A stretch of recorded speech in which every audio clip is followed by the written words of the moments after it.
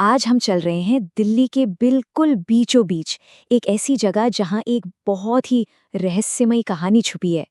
एक ऐसी दुनिया जहां समझ नहीं आता कि क्या सच है और क्या सिर्फ एक कहानी। सुनने में अजीब लगता है ना? लेकिन सोचिए, एक ऐसी जगह है जहां ये कोई अजीब बात नहीं बल्कि रोज की हकीकत है। एक ऐसी जगह जहां लोगों का विश्वास सीधे अलौकिक शक्तियों से जुड़ा है।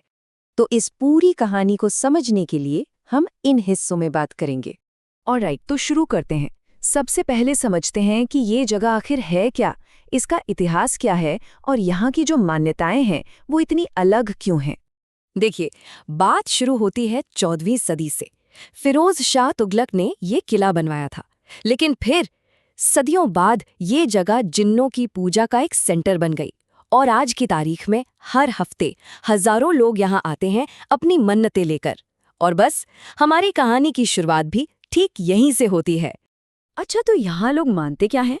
पहली बात कि ये किला शक्तिशाली जिन्नों का घर है। दूसरा, लोग अपनी विश पूरी करवाने के लिए उन्हें चिट्ठियां लिखते हैं। हाँ, लेटर्स। थर्सडे का दिन सबसे इम्पोर्टेंट माना जाता है। और सबसे अनोखी बात पता है क्या है? कि हिंदू और मुस्लिम दोनों ही यहाँ एक साथ आते हैं।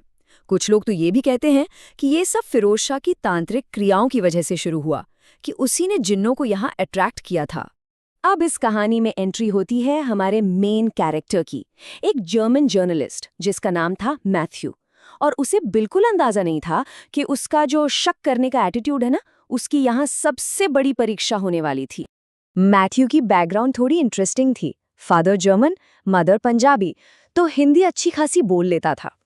वो दिल्ली आया था अपनी मैगजीन के लिए एक स्पाइसी स्टोरी ढूंढने। प्रॉब्लम ये थी कि उसे इंडियन कस्टम्स और विश्वासों की कोई रिस्पेक्ट नहीं थी।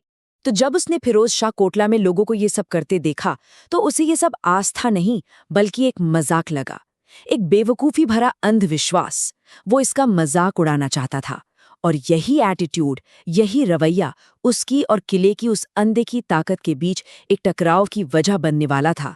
एक ऐसा टकराव जो उसकी पूरी जिंदगी बदल देगा। अब ऐसा नहीं है कि उसे वार्निंग नहीं मिली, उसे कई साफ साफ चेतावनियां मिलीं। हर वार्निंग पिछली वाली से ज्यादा डायरेक्ट थी। लेकिन मैथ्यू ने उसने सबको हंसकर टाल दिया। पहली वार्निंग तो उसके घर के केयरटेकर ने ही दी।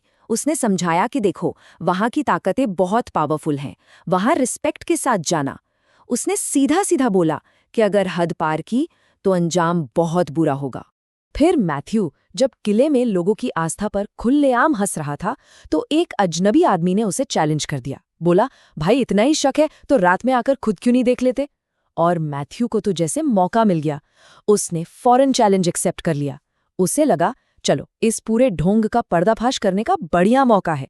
लेकिन तभी एक अजीब बात हुई। भीड़ में से किसी ने उसका नाम पुकारा, मैथ्यू। अब सोचिए, वहां तो उसे कोई जानता नहीं था। ये थोड़ा अजीब था। पर मैथ्यू डरा नहीं बल्कि उसका शक और पक्का हो गया। उसे लगा कि ये सब कोई ट्रिक है और अब तो वो इस धोखे को एक्सपोज करके ही रहेगा। और बस यहीं से कहानी उस मोड़ पर आती है जहां से सब कुछ बदल जाता है। आधी रात का वक्त मैथ्यू अकेला अपना कैमरा लेकर किले के अंदर दाखिल होता है। अंदर घुसते ही अजीब चीजें होनी शुरू हो गईं।